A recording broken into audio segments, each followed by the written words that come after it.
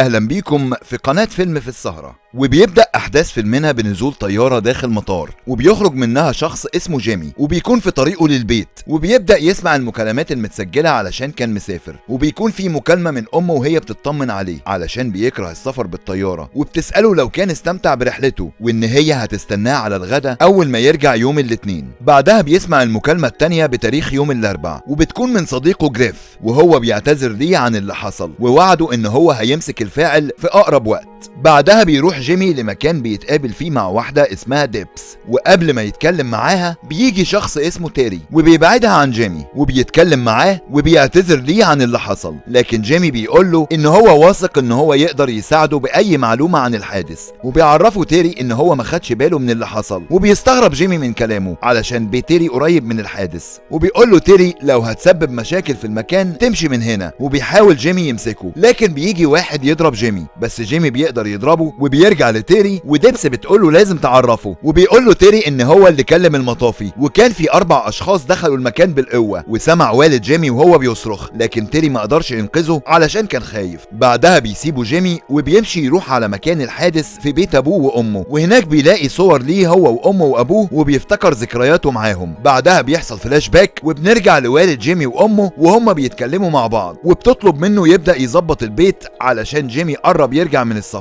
بعدها بنشوف مجموعه من الشباب واقفين بالعربيه جنب البنك علشان يسرقوا واحده اول ما تخرج بالفلوس، واول ما بتخرج وبتركب عربيتها بيلبسوا الاقنعه وبيطردوها وبينزلوها من العربيه وبيطلبوا منها الفلوس والا هيقتلوها. لكن فجاه بيجي والد جيمي وبيلاحظ ان في عصابه بتحاول تسرق بنت، وبينزل علشان ينقذها، لكن بيروح ليه واحد من العصابه علشان يبعده بس بيضربه على راسه وبيموت، وبتوصل الشرطه وباقي افراد العصابه بيهربوا. بعدها بيروح لوالد جيمي شخص من قسم التحقيقات اسمه هولاين، واعتقلوا بسبب تورطه في جريمه قتل. بعدها بنشوف العصابه اللي كانت هتسرق البنت بتروح لشخص اسمه وارن وبيسالهم عن الفلوس، لكن عرفوه بان في مشكله قابلتهم بسبب راجل عجوز، ولما سالهم عن اخوه عرفوه ان هو اتقتل على ايد الراجل العجوز، وبيقرروا يروحوا لبيته علشان ينتقموا منه. وبالفعل بيروحوا لبيت والد جيمي وبيخبطوا على الباب، وبيشوف والد جيمي من العين السحريه مين اللي بيخبط، لكن واحد من العصابه بيضربه بالمفك في عينه، وبيقتحموا البيت وبيربطوهم وبيصوروهم بالموبايل، وبيفضي واحد منهم بنزين علشان يولع فيهم وهم احياء انتقاما من اللي عمله والد جيمي. وبنرجع بفلاش تاني لجيمي وهو ماسك الصوره، وبيدخل عليه صديقه الشرطي جريف وبيقول له ان مفيش حد من السكان في المكان هيقدروا يتكلموا خوفا من العصابه، وبيعرفوا ان في حادثه سرقه حصلت قبل وفاه ابوه وهو اللي منعها، وان عنده شك بان اللي عمل فيهم كده ليه علاقه بقضيه السرقه، وان اللي حصل كان مجرد انتقام من اللي ابوه عمله. ولما بيسالوا جيمي هم ماتوا ازاي قال له جريف ان الطب الشرعي اثبت ان هم اتحرقوا وهم احياء، وبيكون جيمي حزين جدا بسبب اللي حصل في ابوه وامه، وطلب من جريف يجيب له الفيديو من كاميرات المراقبه اللي اتصور في حادثه السرقه. بعدها بيسيبه ويمشي ويروح على مقبره ابوه وامه يزورهم، وبيتقابل في الكنيسه مع مورجان وبتعرفه ان هي حاولت كتير تكلمه علشان يحضر جنازه ابوه وامه، لكن جيمي قال لها ان هو كان في مهمه قتاليه في هيلماند، لكن مورجان قالت له ان القائد المسؤول عنك قال انه تم القبض عليك واحتجازك، وما قدرش جيمي يتكلم معاها وبيمشي. بعدها بيكون جيمي داخل كافيه وبيجيله اتصال من جريف وبيروح ليه يتقابل معاه، وبيقول له جريف ان مالك العربيه BMW اللي كانت موجوده اثناء الحادثه خاصه بواحد اسمه وارن، وانه كان عنده اخ اسمه جوشو اتقتل في عمليه سرقه على ايد والد جيمي، وبيأكد له ان وارن هو اللي قتل ابوه وامه انتقاما لاخوه، وبياخد منه جيمي الفلاشه عليها الفيديو اللي اتصور اثناء السرقه. وبيروح جيمي يراقب وارن، واول ما بيخرج من الجيم بيخبط عربيته، وبينزل وارن علشان يتخانق معاه، بس بيضربه جيمي لحد ما بيفقد الوعي، وبيربطه داخل عربيته وبياخده في مكان مهجور، وبيفضي على العربيه بنزين، وبيسالوا جيمي عن سبب قتله لابوه وامه، ووارن بيحاول يعتذر لجيمي وبيقول له ان ابوه هو السبب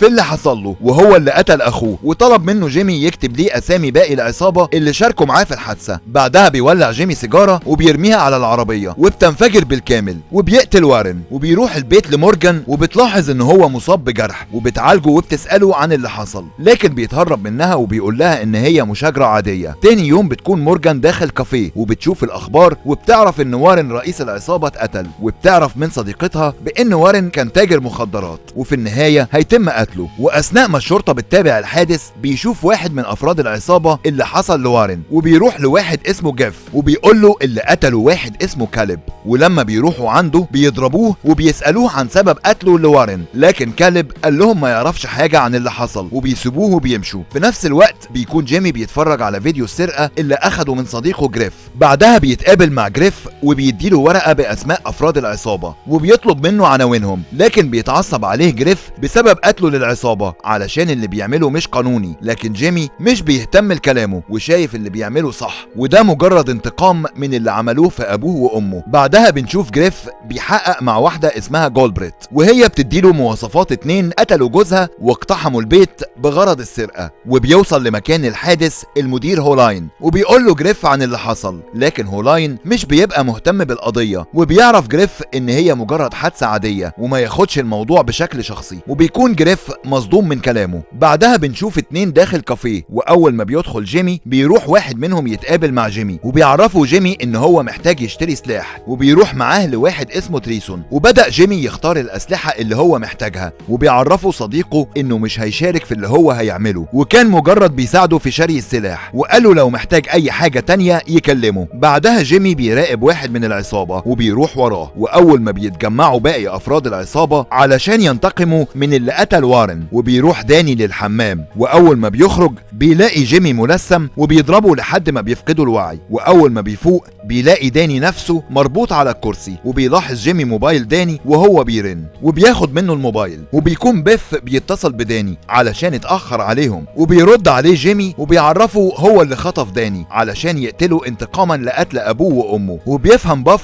ان جيمي هو نفس الشخص اللي قتل وارن. بعدها بيبدأ جيمي يعذب في داني وبيخلط الاسمنت وبيشربه لداني لحد ما يموت. تاني يوم بيتم العثور على جثة داني، وبيوصل لمكان الحادث المحقق هولاين وبيعرف ان داني بلع اكتر من لترين اسمنت لحد ما اتجمدت في المعدة ومات. وبيروح المحقق هولاين لبلاغ وارد من تيري، وبيكون مراته مش موافقة عن اللي بيعمله، بس تيري قال لها بيعمل كده علشان خايف من المشاكل وجرائم القتل اللي بتحصل وعاوز يأمن المكان. وبيراجع المحقق هولاين الكاميرات وبيشوف الشخص الملثم اللي بيخطف داني، واول ما بيقلع القناع بيعرف المحقق هولاين ان عمليات القتل اللي حصلت كان وراها جيمي. ولما بيرجع جيمي للبيت بيلاقي مجموعة من الشرطة بيقتحموا البيت بتاعه، فبيهرب بعربيته وبيروح على مورجان مراته. ولما بتوصل افراد الشرطة لبيت مورجان وبيسألوها عن جيمي، قالت ان هي ما تعرفش عنه حاجة ورفضت تعرفهم على مكانه. وبتدخل لجيمي بتتخانق معاه وتتعصب عليه بسبب تورطه في جرائم القتل اللي ارتكبها، وان اللي بيعمله مش قانوني ولا من العدالة. وبيرد عليها جيمي وهو منهار وبيقول لها عمل كده بسبب تعذيب العصابة لابوه وامه وولعوا في البيت وهم لسه احياء وما يستحقوش يعيشوا ولا يستحقوا العدالة. وبعد ما بيهدى بتقعد معاه مورجان وبتقول له ما كانتش مصدقة اللي حصل اول ما سمعت عن الحادثة، وسألته عن سبب تأخره عن الجنازة، وقال لها وهم في افغانستان كانوا بيدربوا 6 جنود من الافغان لكن انقلبوا عليهم، وفي 4 من حركة طالبان قتلوا 6 من جنودهم، وتم تكليفه باكتشاف باقي المتآمرين اللي عايزين يقتلوهم. واول ما اكتشفهم قام بقتلهم، وعلشان عصيانه للاوامر اتحبس.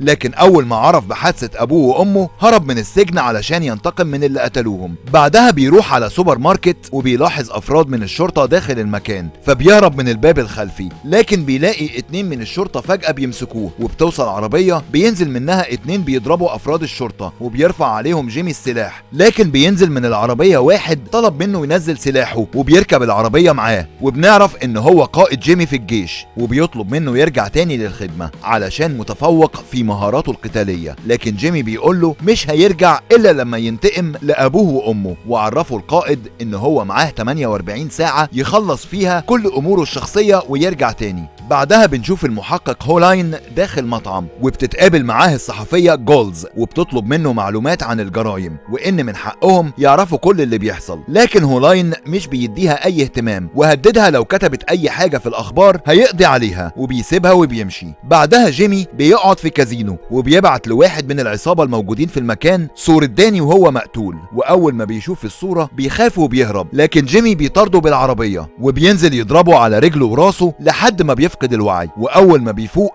بيكون مربوط بسلسلة من إيده ورجله في العربية، وبيعتذر لجيمي وبيطلب منه ما يقتلوش وبيفضل يترجاه، وجيمي مش بيهتم لكلامه وبيقول له يفتكر الاتنين اللي هو حرقهم وهم أحياء. وبيروح جيمي يركب عربيته وبيشد السلسلة وبيتقسم لنصين، وبيتقابل المحقق هولاين مع رئيس قسم لندن وبيطلب منه سرعة إيجاد حل للجرائم اللي بتحصل، ولو الوضع خرج عن السيطرة والمفوض عرف باللي بيحصل هيتم تخفيض رتبته. بعدها بيروح العقيد ليش قائد جيمي يتقابل مع المحقق هولاين وبيطلب منه يبعد عن جيمي ويسلم القضية الخاصة بيه وإن هو يخص الجيش، لكن بيرفض هولاين وبيصر يقبض على جيمي، وبيحكي له القائد ليش باللي عمله جيمي في أفغانستان في حركة طالبان وإزاي قدر ينقذ زميله، وإن جيمي رجع علشان ينتقم ويخلص مهمته ويرجع تاني من غير مشاكل مع الشرطة. بعدها بيجتمع قادة الجيش مع رؤساء شرطة لندن علشان يتناقشوا في قضية جيمي، وبيعرفهم القائد إن جيمي بينتمي للجيش والجهة عسكرية وإن هو رهن الاعتقال لكن تحت تصرف الجيش، وبيطلبوا من مفوضين شرطة لندن يسلموا جيمي ويبعدوا عن القضية. بعدها جيمي بيراقب باف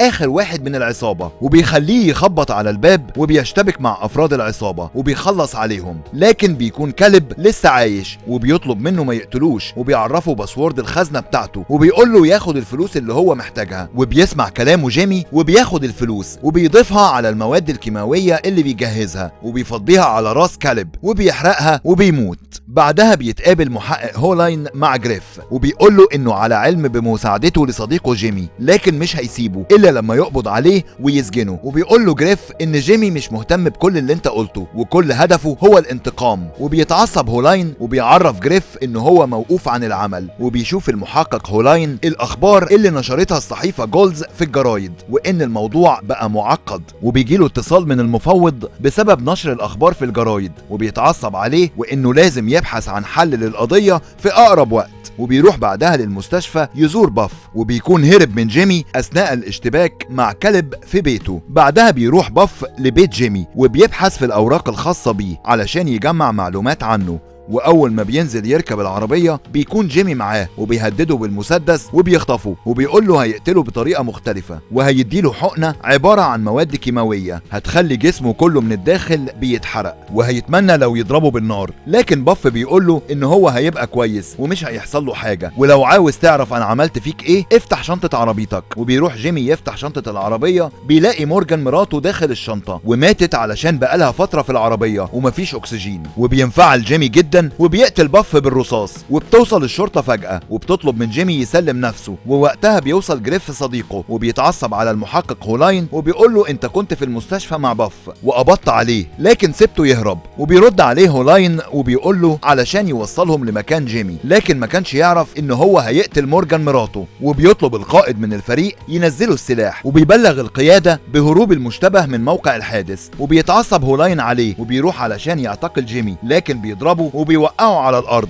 بعدها بفترة بنشوف واحدة حامل وفي 2 بيحاولوا يعتدوا عليها لكن بيظهر جيمي فجأة وبينقذها، وبكده يكون فيلمنا خلص. وما تنساش تزورنا في القناة هتلاقي ملخصات هتعجبك، وما تنساش تشترك في القناة وتفعل زر الجرس، ولو في فيلم عاوزني ألخصه اكتبه تحت في التعليقات. سلام.